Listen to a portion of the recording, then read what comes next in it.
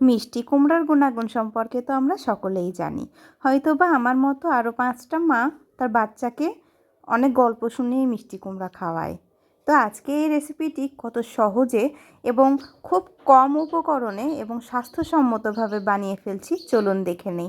আসসালামু আলাইকুম, welcome my channel. আমার চ্যানেল নতুন হলে অবশ্যই সাবস্ক্রাইব করবেন এবং আমাকে কমেন্ট করে জানাবেন। তার জন্য নিয়ে নিয়েছি মিষ্টি কুমড়া। সেটা একদমই সুন্দর দেখতে এবং সেটা কিন্তু বেশ মিষ্টিও ছিল।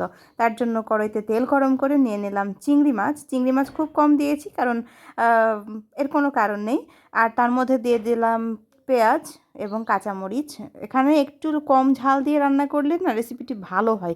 মিষ্টি কুমড়া এমনিই মিষ্টি, তার মধ্যে আবার অতিরিক্ত ঝালটা পছন্দ হয় না। সো তার মধ্যে দিয়ে দিলাম আদা, রসুন এবং জিরা বাটা।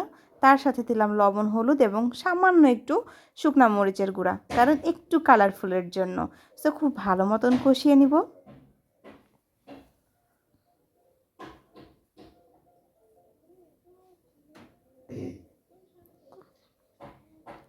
খুব ভালো মতন কষানো হয়ে গেলে সামান্য একটু পানি দিয়ে দিব।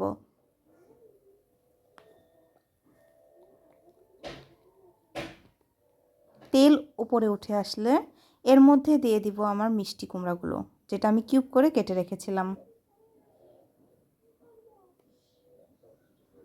কালারটা দেখতেই পাচ্ছেন, মাশাআল্লাহ অনেক সুন্দর এবং খেতেও কিন্তু দুর্দান্ত ছিল।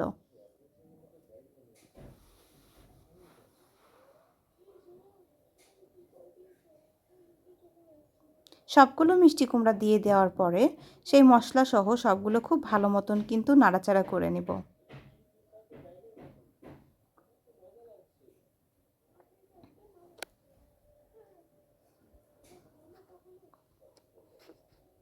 খুব ভালো মতো কষিয়ে নেওয়া লাগবে।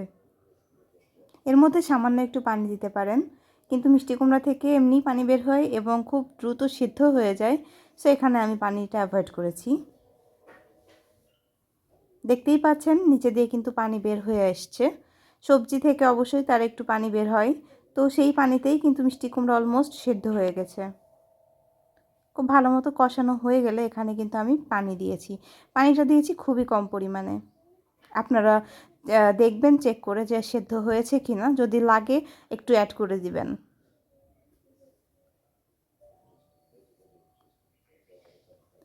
এই যে দেখুন, ঢাকনা উঠিয়ে দেখলাম আমার মিষ্টি কুমড়া সিদ্ধ হয়েছে কিনা। এখানে আমি একটু দেখে নিব, চেক করে নিব। তার মধ্যে দিয়ে দিলাম ধনেপাতা। ধনেপাতা দিলে কি টেস্টটা একদম ভালো আসে এবং স্মেলটাও মাশাআল্লাহ অনেক ভালো আসে। এই যে দেখুন, আমার মিষ্টি কুমড়া কিন্তু একদম সিদ্ধ হয়ে গেছে। তো এটা আমি বেশি নাড়াচাড়া করব না, কারণ একদম ঘেটে যাবে না হলে। তো এই যে দেখুন, রান্না হয়ে গেল আমার মিষ্টি কুমড়া দিয়ে চিংড়ি মাছ। দেখতে যেমন অসাধারণ হয়েছে, খেতেও কিন্তু বেশ মজা। আপনারা চাইলে ভাত, রুটি কিংবা লুচির সাথে খেতে পারবেন। ধন্যবাদ।